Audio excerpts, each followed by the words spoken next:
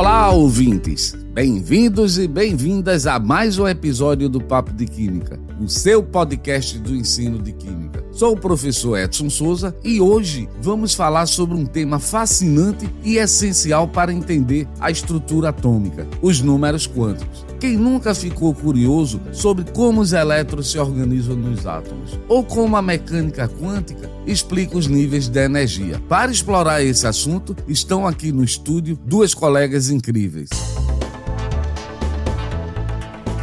Isso mesmo, Edson. Oi, pessoal! Aqui é a professora Priscila Amorim e hoje vamos mergulhar no universo dos números quânticos. Vamos explicar o que são, por que são tão importantes para a química e como eles ajudam a determinar as propriedades dos átomos. E, claro, vamos dar exemplos práticos para que você consiga visualizar melhor esse conceito. E eu sou a professora Fernanda Cunha. Vamos falar de ciência de forma leve e divertida, mas sem perder a profundidade. Se você acha que os números quânticos são um bicho de 7 cabeças, hoje vai descobrir que não é tão complicado assim. Então prepare-se para uma jornada no mundo dos elétrons e suas órbitas misteriosas. Let's go! Yeah! Agora, por que isso é tão importante na química? A resposta é que a configuração eletrônica dos átomos, definida pelos números quânticos, determina como os átomos vão se comportar em reações químicas. Os elétrons mais externos, chamados de elétrons de valência, são os que participam diretamente das ligações químicas.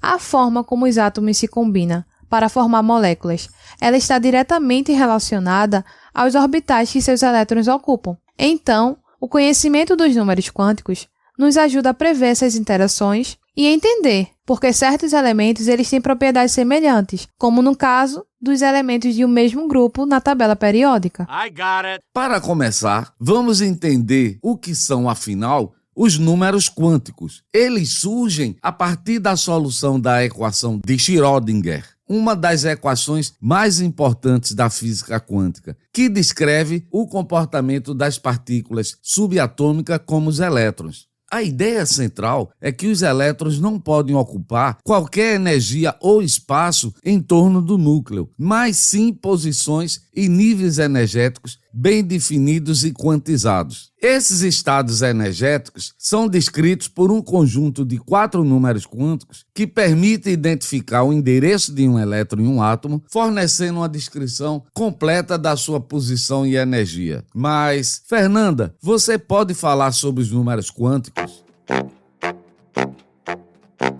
Claro, Edson. Existem 4 números quânticos. O número quântico principal, representado por N, o número quântico secundário azimutal, L, o número quântico magnético, Ml, e o número quântico de spin, Ms. Esses números são como o endereço de um elétron dentro de um átomo, indicando em que nível de energia ele está e em qual tipo de orbital e orientação desse orbital no espaço e a rotação do elétron.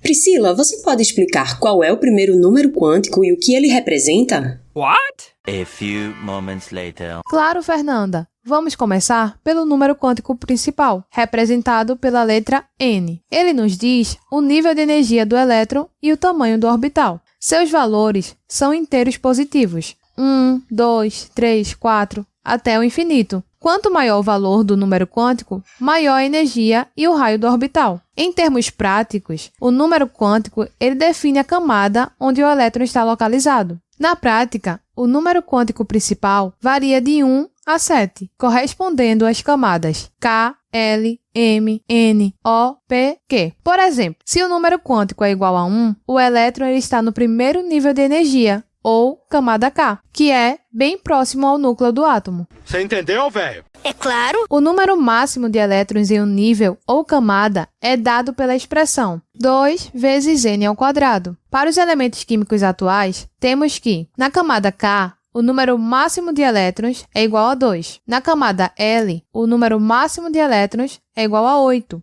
Na camada M, o número máximo de elétrons é igual a 18. Na camada N, o número máximo de elétrons é igual a 32. Na camada O, o número máximo de elétrons é igual a 32. Na camada P, o número máximo de elétrons é igual a 18. E na camada Q, o número máximo de elétrons é igual a 2. Então, Edson, o que você pode falar sobre o segundo número quântico? E o que ele representa? Claro, Priscila. Vamos falar do número quântico azimutal ou secundário, que é representado pela letra L. Ele descreve a forma do orbital e está relacionado ao momento angular do elétron. Corresponde ao subnível da energia onde o elétron se localiza. Os valores de L dependem do valor de N e eles vão variar de 0 até N-1. Cada valor de L corresponde a um tipo de orbital diferente. Quando L é igual a 0, nós temos o subnível S, o orbital S. Quando L é igual a 1, estamos falando do subnível P, os orbitais P. Quando L é igual a 2, estamos falando do subnível D. E quando L é igual a 3, estamos falando do subnível F. Então, esses são os valores para L. 0, 1, 2, 3, correspondendo aos subníveis S, P, D, F. É verdade. É claro. O número máximo de elétrons em um subnível é dado pela expressão 4L mais 2, onde L é o valor do azimutal para esse subnível. Por exemplo, para o subnível S, o L é 0. Então, aplicando a expressão, temos 4 vezes 0 mais 2, que é igual a 2. Isto é, o subnível S comporta no máximo 2 elétrons, que nós costumamos representar como expoente acima da letra S. Então, S2 significa 2 elétrons no subnível S. Já o subnível P, ela é igual a 1. Então, quando substituímos na expressão 4L mais 2, vai ficar 4 vezes 1, 4 mais 2, 6. Isto é, o subnível P comporta no máximo 6 elétrons, que representamos como expoente ao lado superior da letra P. P6 quer dizer 6 elétrons no subnível P.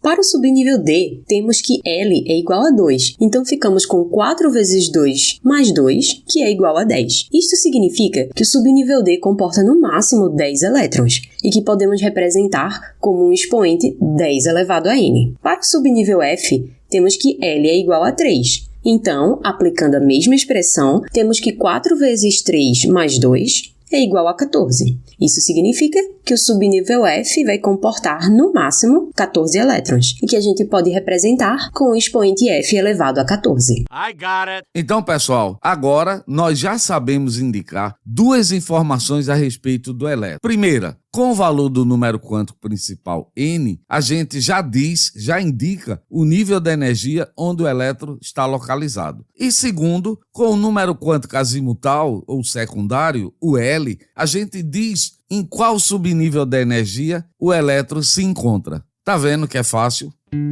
O próximo indicador é o número quântico magnético, representado por mL. Este número, ele descreve a orientação espacial do orbital em torno do núcleo, quer dizer, o orbital onde o elétron se encontra. Seus valores, eles dependem do número quântico secundário e variam entre -L e mais L, incluindo 0. Para o subnível S, L é igual a 0. Então, o número quântico magnético é igual a 0, indicando que o subnível S possui uma orientação, o orbital, no espaço. Se L é igual a 1, o subnível P, então o número quântico magnético, mL, ele pode ter 3 valores, -1, 0 e mais 1, o que significa que o subnível P ele tem 3 orientações, ou seja, orbitais possíveis no espaço. Se L é igual a 2, subnível D, o mL, que é o número quântico magnético, pode assumir 5 valores, -2, -1,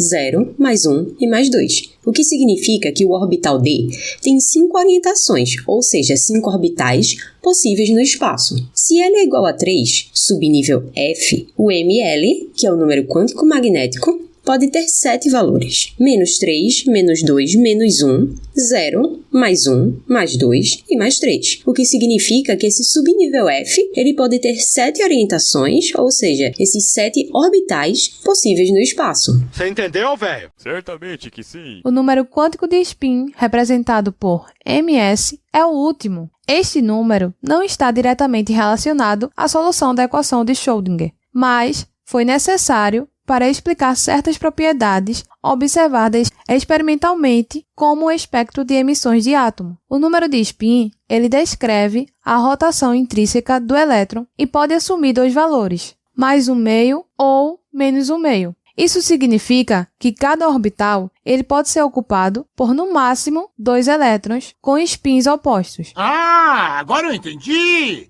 Agora eu saquei! Agora todas as peças se encaixaram! Então, agora que conhecemos os números quânticos, podemos identificar qualquer elétron em um átomo. No próximo episódio, iremos ver a distribuição eletrônica e a resolução de problemas sobre os números quânticos.